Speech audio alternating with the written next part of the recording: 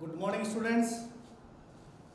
Coordination compounds, इसके अंतर्गत हम टाइप ऑफ लिगेंड्स इसके बारे में पढ़ रहे थे। तो अब हम आज पढ़ेंगे कि हमने वैसे टाइप ऑफ लिगेंड्स है कितने प्रकार के लिगेंड होते हैं। तो उसमें हमने ये पढ़ा था कि कितने डोनर एटम हैं, ठीक है। उस डोनर एटम की संख्या के आधार पर, नंबर के आधार पर ही हमने लिगेंड्स का क्लासिफिकेशन किया था, ठीक है। और कल हमने जैसे कुछ अलग प्रकार के लिगेंड हैं, एम्बिडेनेट लिगेंड, ठीक है। और अब पढ़ेंगे हम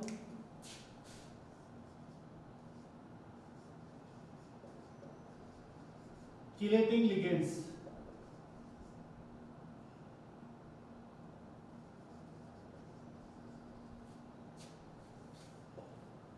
अब किलेटिंग लिगेंड्स हैं वो क्या होते हैं, पहले इस चीज को समझना। किलेट है, इसका अर्थ किलेट रिंग बनाने वाले ऐसे लिगेंड जो सेंट्रल मेटल आयन एटम के साथ में वाले रिंग का निर्माण करते हैं, वही क्या कहलाएंगे, किलेटिंग लिगेंड्स कहलाएंगे। और किलेटिंग लिगेंड्स हैं जो सेंट्रल मेटल एटम से जुड़ते हैं, तो जो रिंग का फॉर्मेशन होता है, उस रिंग फॉर्मेशन के कारण उस कोऑर्डिनेशन कंपाउंड की स्टेबिलिटी है, स्थायित्व है, वो बढ़ जाता है, ठीक है। तो इस तरह से किलेटिंग लिगेंड वाले जो कोऑर्डिनेशन कंपाउंड है उनकी स्टेबिलिटी ज़्यादा होती है। अब हम देखते हैं कि किलेटिंग लिगेंड्स के अंदर ये लिगेंड कौन से होते हैं। किलेटिंग लिगेंड तो ये रहेंगे बाई डेंटेड लिगेंड्स, या रहेंगे हम उसको कह सकते हैं पॉली डेंटेड लिगेंड्स, ठीक है। तो मोनोडेंटेड लिगेंड है वो किलेटिंग लिगेंड नहीं होते हैं। क्यों? मोनोडेंटेड लिगेंड जब सेंट्रल मेटल आयन से जुड़ेंगे, ठीक है, तो उस आयन या एटम से जुड़ते हैं तो केवल एक सीधी रेखा प्राप्त होती है, ठीक है, एक लाइनर स्ट्रक्चर बन जाती है। लेकिन जैसे ही अगर कोई बाइडेंटेड है और मान लीजिए ये सेंट्रल मेटल है, उससे अगर वो इस तरह से जुड़ गया, ठीक है, और जुड़ने से या ऐसे जुड़ने से क्या बन जाती है, एक रिंग फॉर्मेशन हो जाती है, वलय का निर्माण हो जाता है। तो जो रिंग फॉर्मेशन बनाते हैं तो उसके लिए क्या चाहिए कि वो लिगेंड है या तो बाइडेंटेड होना चाहिए, ट्राइडेंटेड, टेट्रा, पेंटा, या उसको हम बोल सकते हैं कॉमन रूप से पॉलीडेंटेड लिगेंड होने चाहिए, ठीक है। अब यदि हम जैसे देखें, एक एग्जांपल लेते हैं, CuNS3 का होल 4 +2। तो हम अगर इसे कोऑर्डिनेशन कंपाउंड में देखते हैं कि NS3 है, ये हो गया मोनोडेंटेड लिगेंड,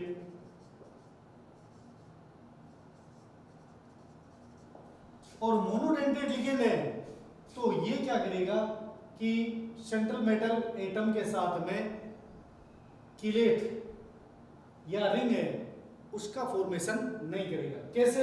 अब देखो, ये Cu और इससे जुड़े हैं 4,4NH3,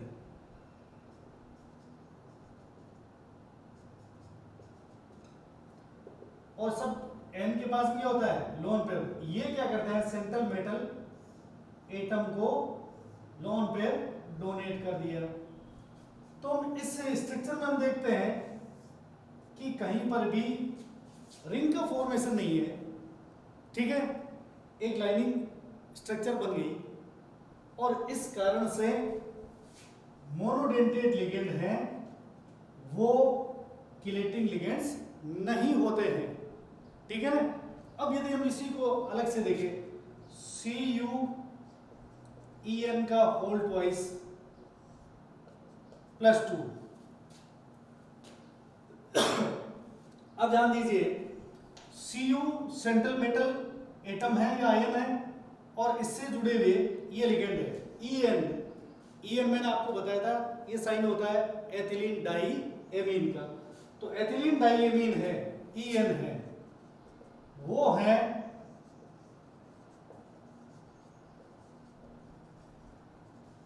बाइडेंटेड लिगेंड है।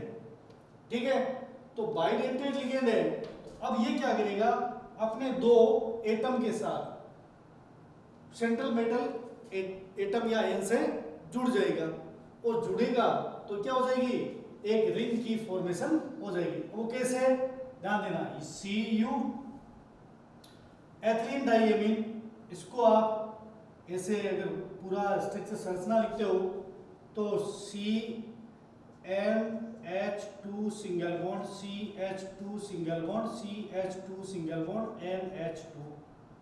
ठीक है, इसने भी क्या किया, अपना लोन पेयर डोनेट किसको कर दिया, सेंट्रल मेटल आयन को कर दिया, और इसने भी अपना lone pair central metal ion को दे दिया। तो ये क्या बन गया, कोऑर्डिनेशन, दो बॉन्ड बन गए। ठीक है, तो अब क्या हुई, एक रिंग बन गई, CuNCCnCu।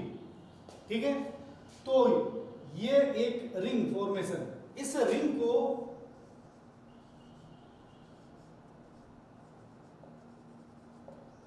किलेट रिंग कहा जाता है।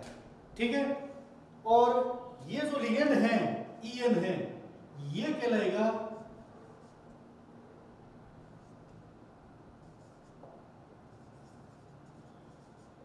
किलेट लिगेंड कहलाएगा। ठीक है, तो इस तरह से ये एक रिंग बन गई। अब इसमें जुड़े हुए कितने En, दो जुड़े हुए हैं, तो हमने एक लिख दिया, एक यहां पर ऐसे लिख देते हैं, H2N single bond, CH2 single bond, CH2H2N। ठीक है, इसने भी अपना लोन पेयर दे दिया, इसको भी दे दिया, तो ये भी एक किलेट रिंग बन गई। ठीक है, और किलेट रिंग बनने के कारण इस कोऑर्डिनेशन कंपाउंड की स्टेबिलिटी क्या हो गई, बढ़ गई।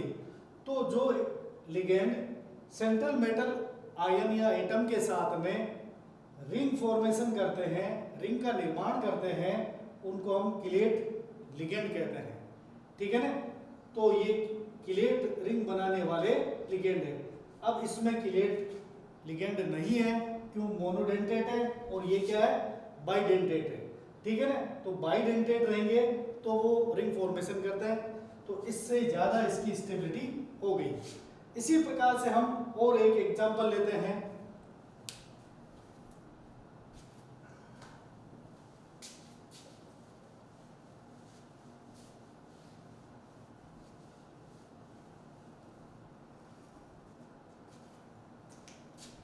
एग्जांपल आ गया FeOX का होल थ्राइस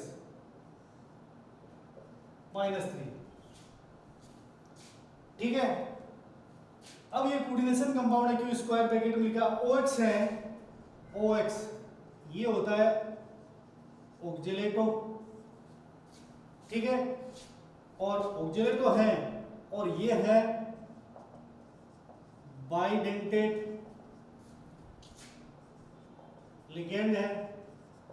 ठीक है, बाइडेंटेट लिगेंड है, तो ये Fe के साथ में रिंग का निर्माण करेगा, किलेट रिंग बनाएगा। अब उसकी स्ट्रक्चर कैसे होगी वो देखना, ये Fe सेंट्रल मेटल आयन, ठीक है, OX है, ऑक्जेलेटो है, तो ऑक्जेलेटो होता है C2O4 -2।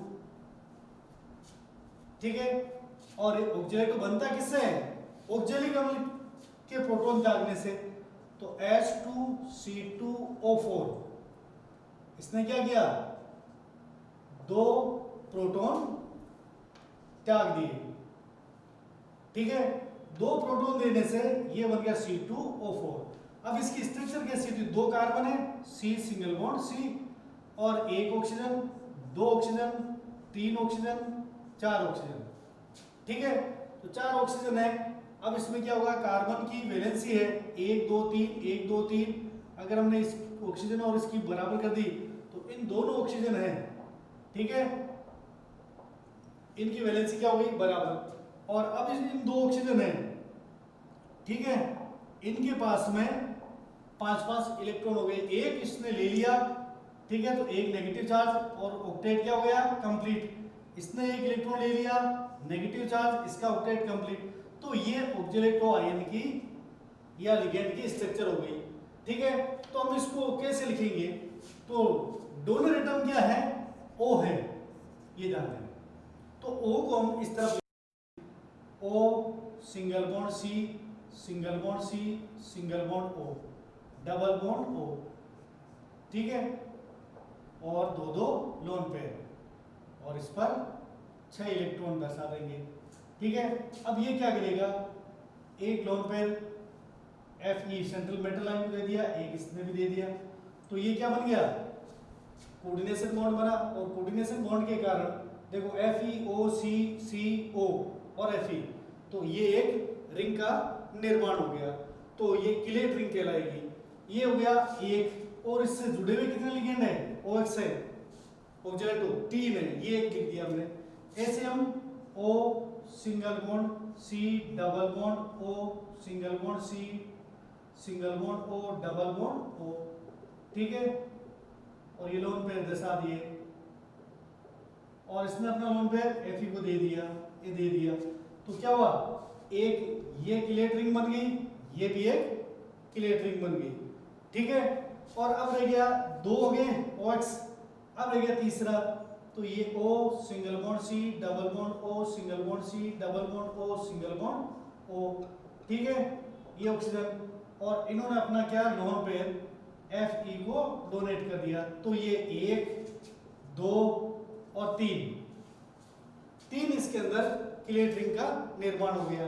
तो ऑक्जेलेटो भी क्या है, बाइडेंटेड लिगेंड है, जो सेंट्रल मेटल आयन या एटम के साथ रिंग का फॉर्मेशन करते हैं, इसलिए ये किलेट लिगेंड कहलाते हैं, ठीक है ना। इसको हम ऐसे लिख सकते हैं ब्रैकेट लगा के, -3 पूरा नहीं लिखते हो तो इसका एक ये ट्रिक होता है, इतना लिखने में दिक्कत है तो आप ऐसे कर देना और -3 कर देना, ठीक है ना, तो इससे भी ये आ जाएगा। और या इसको पूरा ऐसे ब्रैकेट बना देते हैं, ठीक है। तो ये हो गया किलेटिंग लिगेंड्स, ठीक है। इसमें आपको ये याद रखना कौन से लिगेंड हैं किलेटिंग लिगेंड्स कहलाते हैं, ये याद रखना। मोनोडेंटेट नहीं कहलाते हैं और बाकी सब कहलाएंगे, लेकिन वो कौन से, जिनके अंदर 2 या अधिक डोनर एटम हो और वो कोऑर्डिनेशन का बॉन्ड बना सकते हैं सेंट्रल मेटल आयन के साथ में, तभी वो क्या होगा, किलेट लिगेंड कहलाएंगे। लेकिन उसमें ये रहना चाहिए कि ये रिंग फॉर्मेशन वलय का निर्माण होना चाहिए, ठीक है। अब हम चलते हैं इससे आगे।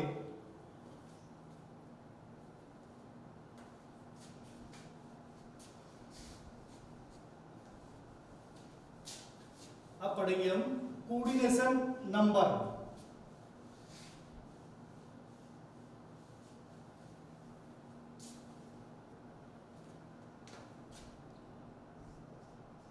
कोऑर्डिनेशन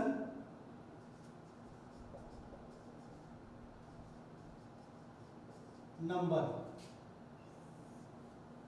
ठीक है। कोऑर्डिनेशन नंबर बिल्कुल सरल टॉपिक है ये। अब ये ध्यान देना, इनको अगर हम अभ्यास करते हैं तो कोई दिक्कत नहीं आएगी और किसी तरह से रटने की आवश्यकता नहीं है इनको। तो कोऑर्डिनेशन नंबर, अब सीधा सा तरीका है कि लिगेंड है और सेंट्रल मेटल आयन या एटम है, इनके बीच में जो बॉन्ड बनता है वो होता है कोऑर्डिनेशन बॉन्ड। क्या रहेगा, कोऑर्डिनेशन बॉन्ड, ठीक है। और कोऑर्डिनेशन बॉन्ड की संख्या नंबर वही कहलाएगा, कोऑर्डिनेशन नंबर कहलाएगा, ठीक है। अब कोऑर्डिनेशन नंबर है वो किस चीज पर निर्भर करते हैं। अगर मोनोडेंटेट लिगेंड 1 हो तो कोऑर्डिनेशन नंबर 1 होगा। अगर मोनोडेंटेट लिगेंड 2 है तो कोऑर्डिनेशन नंबर होगा 2।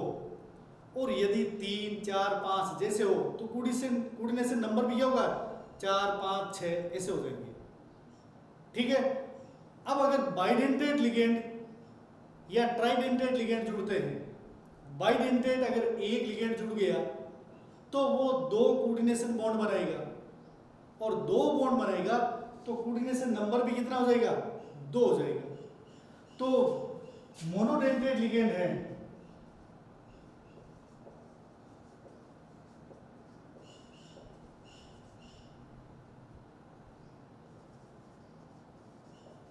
वो क्या करेगा, 1 कोऑर्डिनेशन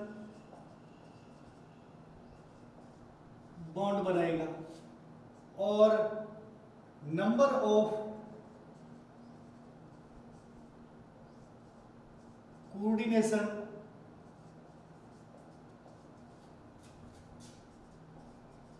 बॉन्ड्स वही कहलाएगा कोऑर्डिनेशन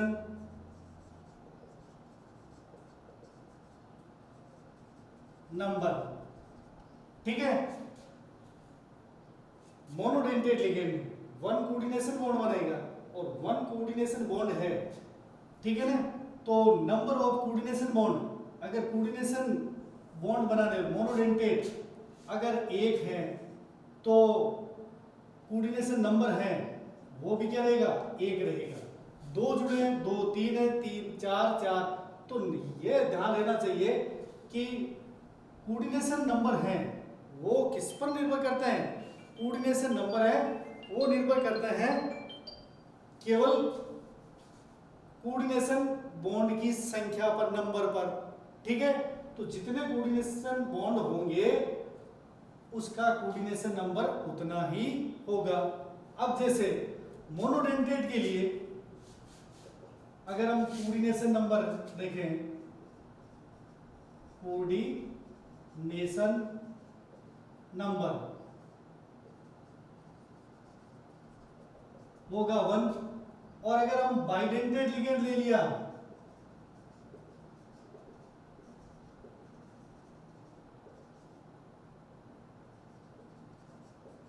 तो कोऑर्डिनेशन नंबर कितना हो जाएगा, 2। अगर हमने ले लिया ट्राइडेंटेट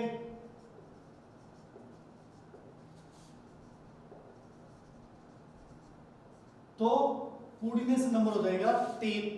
ठीक है, तो अब इसी आधार पर हम केवल ये ध्यान रखना कि सेंट्रल मेटल आयन से या एटम से जो लिगेंड जुड़ा हुआ है, ठीक है, वो लिगेंड मोनोडेंटेट है, बाइडेंटेट है, ट्राइडेंटेट है, टेट्राडेंटेट है, पेंटा है या हेक्साडेंटेट है, और फिर उसके नंबर कितने हैं। अगर मान लीजिए मोनोडेंटेट लिगेंड है, 5 जुड़े हुए हैं, नंबर ऑफ 5, तो कोऑर्डिनेशन नंबर भी 5 हो जाएगा। और यदि बाइडेंटेट लिगेंड 2 जुड़े हुए हैं तो कोऑर्डिनेशन नंबर 4 हो जाएंगे, 4 हो जाएगा। ठीक है, और यदि ट्राइडेंटेट लिगेंड 2 जुड़े हुए हैं, ट्राइडेंटेट, तो एक लिगेंड की जो कोऑर्डिनेशन बॉन्ड बनाने की जो कैपेसिटी है वो 3 होती है। तो एक जुड़ेगा ट्राइडेंटेट तो 3 कोऑर्डिनेशन बॉन्ड बनाएगा, और 3 कोऑर्डिनेशन बॉन्ड बनाएगा तो एक लिगेंड के लिए कोऑर्डिनेशन नंबर 3 हो जाएगा। अगर 2 जुड़ गए तो कितने हो गए, 6 हो गए। तो इस तरह से हमें कोऑर्डिनेशन नंबर है, हमें ये ध्यान रखना तो ये लिगेंड है, ये इसकी डेंसिटी कितनी है, ठीक है ना, कितने कोऑर्डिनेशन बॉन्ड बना सकता है, उस आधार पर हम इनके कोऑर्डिनेशन नंबर ज्ञात कर सकते हैं। ठीक है, अब जैसे मान लीजिए अगर हमने लिखा CONH3 का होल 6 +3 है, तो इसमें NH3 क्या है, NH3 है मोनो डेंटेट लिगेंड है,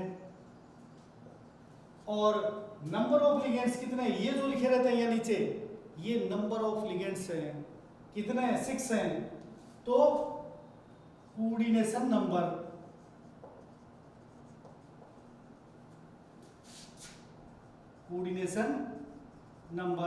वो हो जाएगा 6। अगर मैं इसी को बदल दूं COEN का होल 3 +3, तो इसमें EN है कितने, 3 है, तो EN है बाइडेंटेट लिगेंड है, और बाइडेंटेट है वो है कितने, 3 है। तो आप अगर मान लो नंबर ऑफ है तो कितने, ये मोनोडेंटेट है NH3, तो ये आ गया 1 इंटू 6 बराबर 6 हो गया। ठीक है, बाइडेंटेट है तो आप लिख दो इसका कोऑर्डिनेशन नंबर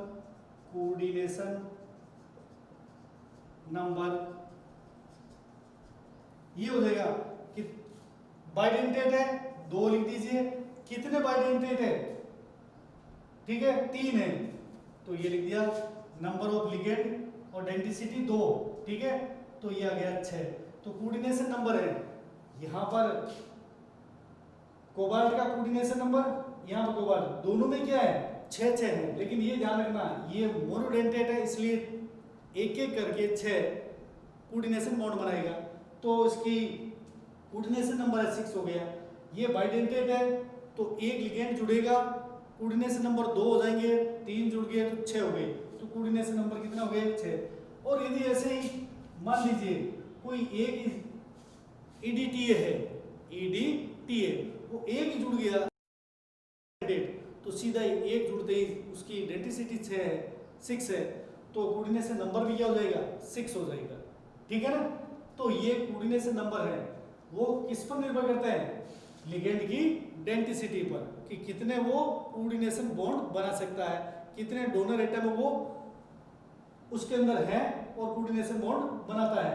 तो उस कोऑर्डिनेशन बॉन्ड का जो नंबर है वही क्या कहलाएगा, कोऑर्डिनेशन नंबर कहलाएगा, ठीक है ना।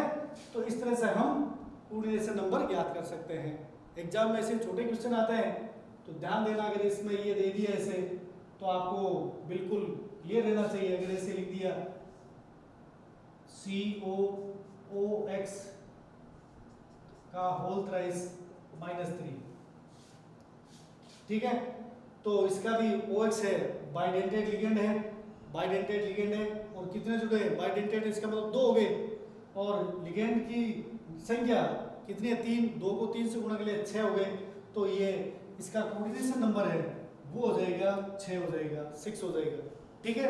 तो इस तरह से हम कोऑर्डिनेशन नंबर याद कर सकते हैं।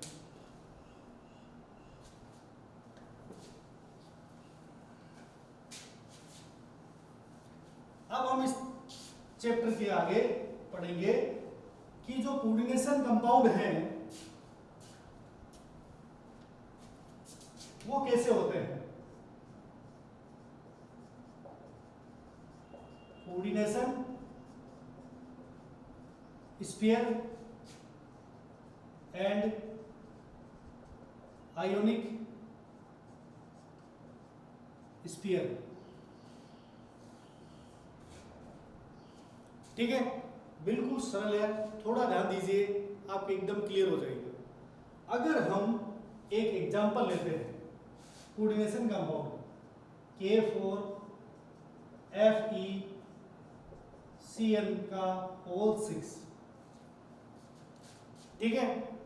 अब क्या करेंगे, हम जितनी चीजें अभी तक पढ़ी है उन सभी को ले लेंगे और जो ये है ये नई चीज इसमें बता देंगे। जैसा कि मैंने शुरू में बताया कोऑर्डिनेशन कंपाउंड या कॉम्प्लेक्स कंपाउंड है उसकी डेफिनेशन में कि जो स्क्वायर ब्रैकेट में लिखे जाते हैं फॉर्मूले, ठीक है ना, वही कोऑर्डिनेशन कंपाउंड या कॉम्प्लेक्स कंपाउंड होते हैं। कॉम्प्लेक्स कंपाउंड को स्क्वायर ब्रैकेट में लिखा जाता है, ठीक है, और जो स्क्वायर ब्रैकेट के अंदर जो भी स्पीसीज है, ग्रुप है, वो नॉन आयोनाइज्ड होता है, उसका आयनन नहीं होता है। तो अब ध्यान देना कौन सी चीजें हैं जो मैंने आपको पहले ही बताई कि स्क्वायर ब्रैकेट के बाहर, ठीक है, और ये तो होगा आयोनिक स्फीयर, ठीक है, और ये होगा, अब मैं इसे बना देता हूं, ये और ये हो गया आयोनिक स्फीयर, और ये होगा कोऑर्डिनेशन स्फीयर, ठीक है। अब देखो आयोनिक स्फीयर, यहाँ लिखा है कोऑर्डिनेशन स्फीयर और आयोनिक स्फीयर स्क्वायर ब्रैकेट के आउटर में है, स्क्वायर ब्रैकेट के बाहर, चाहे वो इधर है चाहे इधर है, वो कहलाएगा आयोनिक स्फीयर कहलाएगा। ठीक है, क्यों?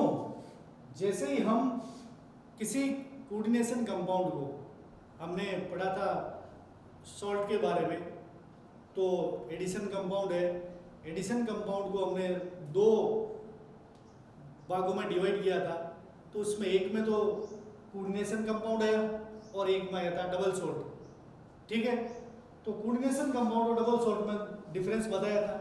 तो कोऑर्डिनेशन कंपाउंड में क्या रहेगा कि जो स्क्वायर ब्रैकेट में है, ठीक है, ये आयनित नहीं होते हैं, Fe अलग नहीं होगा, Cn अलग नहीं होगा, लेकिन ये जो बाहर है, स्क्वायर ब्रैकेट के बाहर है, ये वाला भाग, ये क्या हो जाएगा, इसका आयनन हो जाएगा।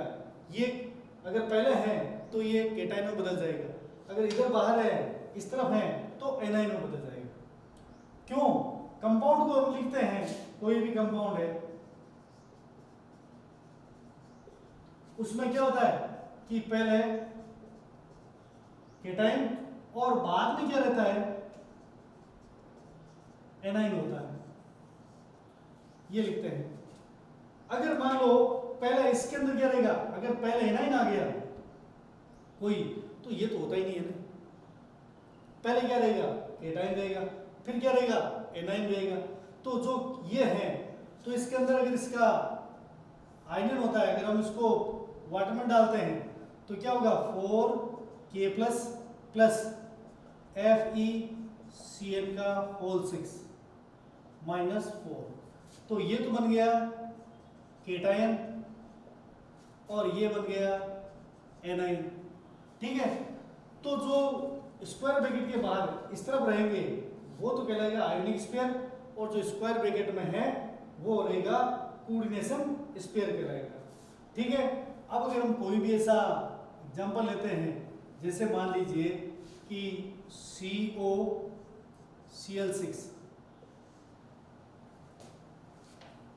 NH3 लिख देते हैं, NH3 का होल 6 और Cl3 लिख दिया। ठीक है, ये भी एक तरह का क्या है, कोऑर्डिनेशन कंपाउंड है। इसमें ये है, ये रहेगा कोऑर्डिनेशन स्फीयर और ये रहेगा आयोनिक स्फीयर। ठीक है, तो इस तरह से हम आता क्वेश्चन कि कोऑर्डिनेशन कंपाउंड के अंदर, कोऑर्डिनेशन कंपाउंड है ये, इसमें कोऑर्डिनेशन स्फीयर कौन सा है और आयोनिक स्फीयर कौन सा है। तो आप ध्यान देना, स्क्वायर ब्रैकेट में है, स्क्वायर ब्रैकेट में है वो तो रहेगा कोऑर्डिनेशन स्फीयर, और ब्रैकेट के बाहर है, चाहे पहले है या बाद में है, वो सब क्या रहेगा, आयोनिक स्फीयर रहेगा। ठीक है, तो इस तरह से आपको कोऑर्डिनेशन स्फीयर और आयोनिक स्फीयर इसके बारे में जानकारी होनी चाहिए। ठीक है, तो इस तरह आपको ये चीजें हैं, इनको अच्छी तरह से वीडियो को देखते समय नोटेट करते रहना ताकि आप भूलो नहीं, क्योंकि रटने की चीजें नहीं है। ठीक है, अब हम इससे आगे चलते हैं।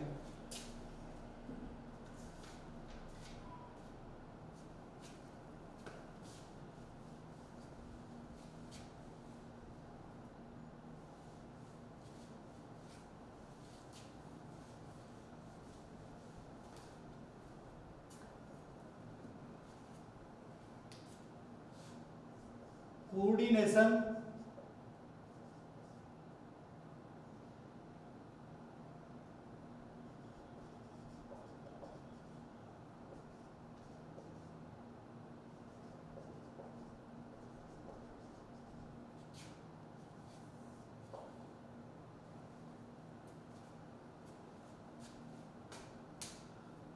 Coordination polyhedron. ठीक है, अब कोऑर्डिनेशन पॉलीहेड्रॉन है, क्या चीज होती है इसके बारे में अगर हम ठीक से समझे तो ये है कि कोऑर्डिनेशन कंपाउंड जब बनता है, कोऑर्डिनेशन कंपाउंड के अंदर क्या होता है कि सेंट्रल मेटल एटम होता है, ठीक है। और सेंट्रल मेटल एटम से लिगेंड जुड़ते हैं। लिगेंड क्या करते हैं, अपने डोनर एटम की सहायता से lone pair electron central metal ion या एटम को डोनेट करते हैं, ठीक है। और डोनेट करने से उससे बनता है कोऑर्डिनेशन बॉन्ड बनता है, ठीक है। अब जैसे बीच के अंदर सेंट्रल में ये सेंट्रल मेटल एटम है और इससे जो लिगेंड जुड़े हुए हैं, लिगेंड जुड़ते हैं, तो ये लिगेंड ऐसा नहीं कि एक साथ में चाहे जैसे ही जुड़ गए, क्योंकि लिगेंड हैं जो भी जुड़ रहे हैं उनके अंदर क्या है कि एक समान होते हैं वो, अर्थात उनकी नेचर है वो एक टाइप की होती है। जब एक टाइप की नेचर होती है तो उनके अंदर कभी भी अट्रैक्शन नहीं होता है, आकर्षण नहीं होता है, रिपल्सन होता है, प्रतिकर्षण होता है। तो वो क्या करेंगे, एक दूसरे को प्रतिकर्षित करेंगे, तो एक दूसरे को दूर धकेल देंगे, ठीक है ना। और ऐसी स्थिति में चले जाते हैं जहां दोनों के बीच में क्या हो, प्रतिकर्षण कम हो जाए। जैसे मान लीजिए अगर कोई एक एटम ये जुड़ गया, दूसरा अगर यहाँ जुड़ता है तो अब दोनों के बीच की दूरी है, अगर दो ही जुड़ रहे हैं, ऐसा हमने जैसे 11वीं कक्षा में पढ़ा था, ये है, और एक को हमने यहाँ जोड़ दिया जैसे कि ये सेंट्रल मेटल एटम है और इससे दो लिगेंड जुड़ गए, ठीक है। अब दोनों लिगेंड है वो इस स्थिति में रहेंगे तो इनके बीच की दूरी है वो क्या हो गई, कम, ठीक है। तो कम होने के कारण क्या होगा, प्रतिकर्षण है वो ज्यादा होगा। इस प्रतिकर्षण को कम करने के लिए ये थोड़ा इधर जगह स्पेस है, इसके पास जगह दूसरा है नहीं, इधर कोई भी दो ही है, और अगर वो ऐसे आ गया तो वो क्या हो गया, 180 डिग्री पर एक दूसरे से दूरी बना ली। अब एक दूसरे से इतनी दूरी होती है, ठीक है ना, तो इस कारण से बॉन्ड एंगल है बहुत बड़ा हो गया, दूरी बढ़ गई, तो प्रतिकर्षण क्या हो गया, कम हो गया। ऐसे ही जैसे अगर कोई भी एक जुड़े, 2 3 4 5 6 जुड़ते हैं, सेंट्रल मेटल एटम से जितने लिगेंड जुड़ेंगे तो वो लिगेंड क्या होंगे कि 3D में, ठीक है, स्पेस के अंदर एक ऐसी सिस्टम में, व्यवस्था में व्यवस्थित हो जाते हैं जिनसे क्या होगा, उनके बीच की दूरी है वो तो होगी ज़्यादा, प्रतिकर्षण क्या हो जाएगा, कम।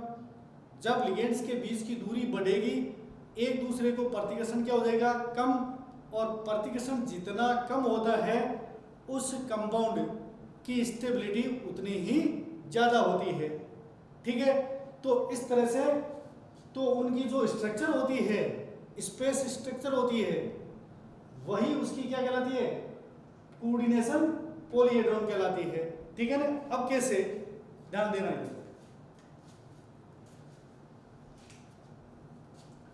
जैसे मान लीजिए एक हमने कोई भी, आपने 11वीं कक्षा है उसमें जो कंपाउंड्स की स्ट्रक्चर के बारे में बताया था, ठीक है ना, 4th लेसन के अंदर, तो उसमें हमने अलग अलग स्ट्रक्चर बनाई थी। उस स्ट्रक्चर का एक हमने बेस ये रखा था कि कोई भी सेंट्रल एटम है उनसे जितने भी कोई भी स्पीसीज है, एटम है, आयन है या कोई स्पीसीज है जुड़ी हुई है, तो वो क्या होती है, एक दूसरे से दूर चली जाती है ताकि उनके बीच में क्या हो, प्रतिकर्षण कम हो। तो वही सिस्टम यहाँ पर है। तो इसमें क्या रहेगा, अगर हम देखते हैं कि सेंट्रल मेटल एटम है,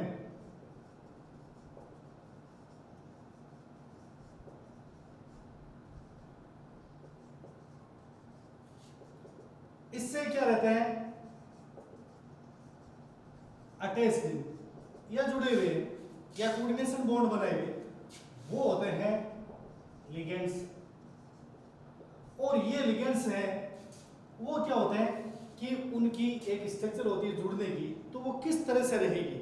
जैसे मान लीजिए अगर हमने कोई भी एक ऐसा एग्जांपल लिया है जिसके अंदर हमने एक उदाहरण लिया, ये एम लिख दिया। एम क्या है, सेंट्रल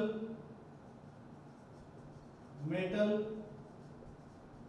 एटम है और इनसे जुड़ते हैं एल एल ये हो गया लिगेंड्स, ठीक है। और इसके नंबर हैं, अगर मान लीजिए हमने लिख दिया यहां पर 4, ML4 एक कॉमन फॉर्मूला है किसका, कोऑर्डिनेशन कंपाउंड का। क्यों हुआ कोऑर्डिनेशन कंपाउंड, क्योंकि ये स्क्वायर ब्रैकेट में है। एम मेटल होता है, तो इस मेटल को क्या बोलते हैं, सेंट्रल मेटल एटम या आयन बोलते हैं। और ये एल है लिगेंड, ये 4 लिखा है, ये लिगेंड के नंबर, लिगेंड की संख्या। तो इसमें क्या हो गया, इस मेटल आयन से 4 लिगेंड जुड़े हुए हैं, ठीक है। अब अगर 4 लिगेंड जुड़े हुए हों सेंट्रल मेटल आयन, तो उसकी स्ट्रक्चर कैसी होगी, ठीक है ना। तो वो स्पेस स्ट्रक्चर है, आकाशीय संरचना है, ठीक है ना, वो कैसी होगी। तो हमने लिख देंगे, एक तो ये M जो हमने कक्षा 11 में पढ़ा था कि अगर कोई भी सेंट्रल मेटल या कोई भी सेंट्रल एटम से कोई 4 स्पीशीज जुड़ी हुई हो, तो वो उसकी स्ट्रक्चर है वो होती है टेट्राहेड्रल होती है, ठीक है ना। तो कैसे, एक लिगेंड, 2 लिगेंड, 3 लिगेंड और ये 4 लिगेंड, ठीक है, ये 4। इस तरह से इनके बीच के अंदर जो बॉन्ड एंगल है जो आपने पढ़ा होगा 109 डिग्री 28 मिनट, 109 and 28 मिनट्स रह गए। इसको अगर हमने ऐसे मिला दिया, ऐसे डॉट लाइन से,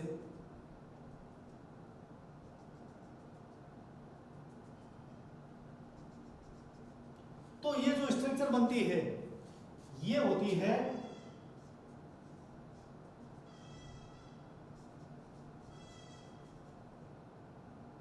टेट्राहेड्रल पॉलीहेड्रॉन। तो जो कोऑर्डिनेशन कंपाउंड है उसकी जो 3D स्ट्रक्चर है, 3D स्ट्रक्चर वही क्या कहलाती है, कोऑर्डिनेशन पॉलीहेड्रॉन कहलाती है, ठीक है। तो ये हुई 4 के लिए, अगर 4 है तो इसमें अगर 4 हो तो कुछ स्ट्रक्चर ऐसे भी हो सकती है,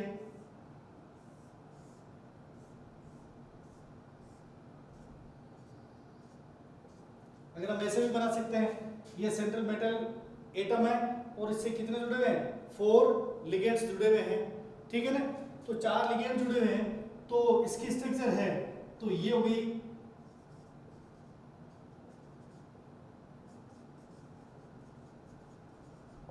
स्क्वायर प्लेनर हो गई, ठीक है। तो ये 2 तरह से ये स्थितियां आती है। अब आपको एक चीज रहेगी जो हम आगे पढ़ेंगे कि इस सेंट्रल मेटल एटम से 4 लिगेंड जुड़े हैं और इससे भी कितने जुड़े हैं, 4। एक की स्ट्रक्चर हो गई टेट्राहेड्रल और एक की हो गई स्क्वायर प्लेनर। ऐसा क्यों, ये हम एक आगे आएंगे, 2 अपने सिद्धांत रहेंगे, ठीक है ना, थ्योरी रहेगी। हम उन थ्योरी के आधार पर बताएंगे कि किसमें ये स्ट्रक्चर बनेगी, किसमें ये स्ट्रक्चर बनेगी, ठीक है ना। अभी तक आपको ध्यान रखना कि ये है, अगर किसी सेंट्रल मेटल एटम से मोनोडेंटेट अगर 4 लिगेंड जुड़े हुए हैं तो उनकी स्ट्रक्चर है वो टेट्राहेड्रल पॉलीहेड्रॉन होगी या स्क्वायर प्लेनर पॉलीहेड्रॉन होगी, ठीक है ना। तो इस तरह से ये इनकी स्ट्रक्चर बनाते हैं। अब चलते हैं हम इससे आगे।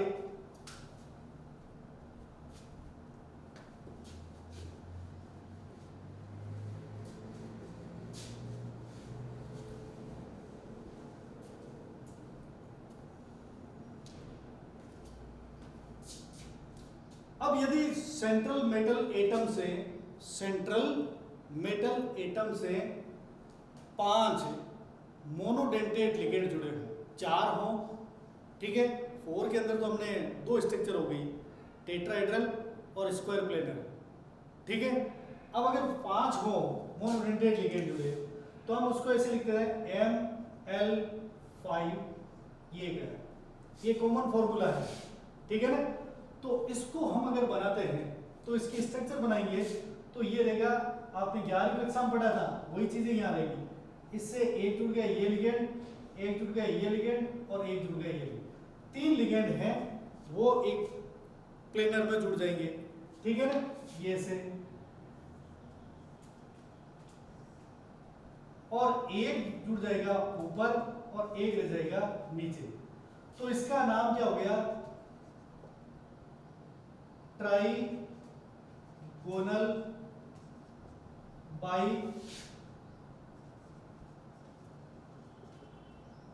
पिरामिडल।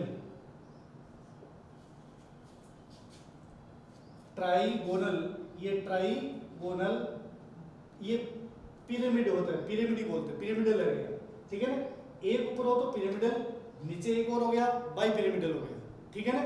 तो ये ट्राइगोनल बाई पिरामिडल, एक तो स्ट्रक्चर हो गई है किसमें, जब हम सेंट्रल मेटल एटम से 5 लिगेंड जोड़ते हैं, और दूसरी स्ट्रक्चर हो गई है, ये सेंट्रल मेटल एटम है और इनसे हमने क्या जोड़ दिया, 4 लिगेंड जोड़ दिए ये, और एक लिगेंड जोड़ दिया ये, ठीक है। तो इसका रह जाएगा स्क्वायर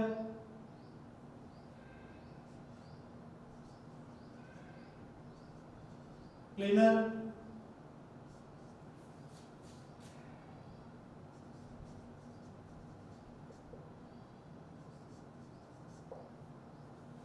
पिरामिडल।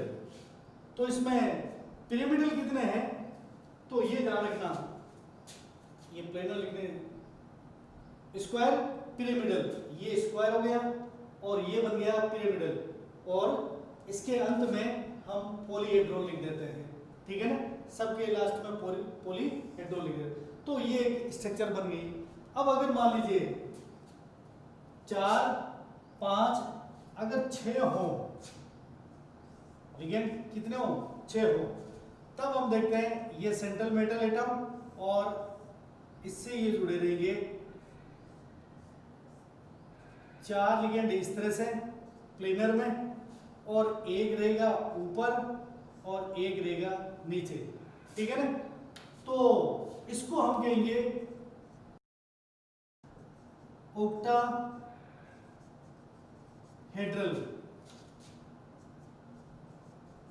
पॉलीहेड्रॉन,